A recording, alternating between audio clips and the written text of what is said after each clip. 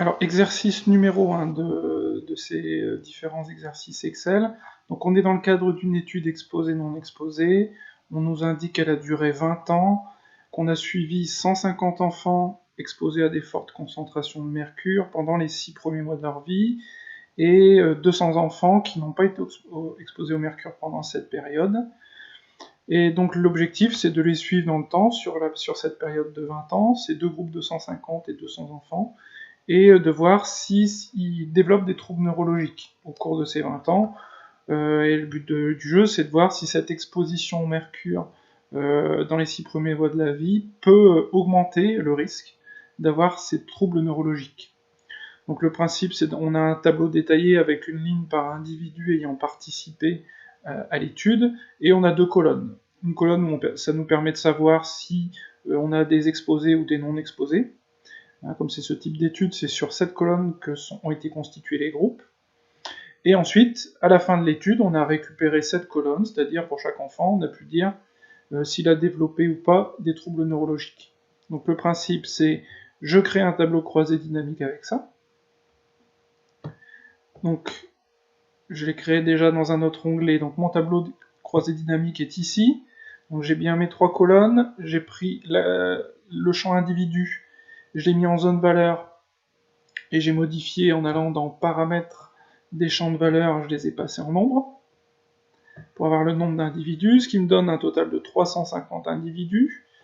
J'ai mis exposition au mercure. Donc dans cette colonne, il y a des oui ou des non. Oui, ce sont les exposés, non, ce sont les non exposés.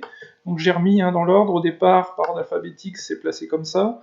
Moi, je l'ai remis dans l'ordre, puisque par convention, on met toujours les exposés en haut, les non exposés en dessous. Et pareil pour les malades, on a toujours tendance à mettre les malades d'abord, et ensuite les non malades. Donc là, on a eu deux groupes au départ. Un groupe d'exposés, qui était 150. Un groupe de non exposés, qui était 200. Et avec les résultats qu'on a mis dans la colonne, en étiquette de colonne troubles neurologiques, ça me permet de savoir si oui ou non, parmi les 150 et les 200, combien ont développé des troubles neurologiques. Donc 40 dans le premier groupe, 8 dans le second. Donc ensuite j'ai fait un collage spécial valeur à côté et j'ai un peu remis en forme mon tableau. Voilà, donc vous voyez c'est les mêmes chiffres, simplement remis en forme avec les bons intitulés de colonnes. Et donc à partir de là, ensuite, on développe ce qu'on avait déjà vu ensemble, c'est-à-dire le calcul de l'incidence chez les exposés. Donc là, en l'occurrence, les exposés étaient 150 au début, il y en a 40 qui ont développé le problème de santé. Donc combien se pèsent ces 40 dans les 150 ? Je fais 40 cellules G5 divisé par les 150 cellules I5. Et donc en faisant ça, j'obtiens 26,7%.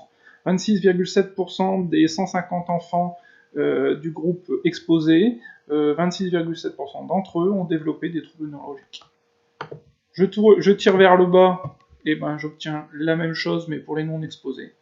Et là, ils sont 4%. 4% à avoir développé des troubles neurologiques alors qu'ils n'ont pas été exposés au mercure quand ils étaient dans les 6 premiers mois de leur vie. Dernière chose à faire, calculer le risque relatif.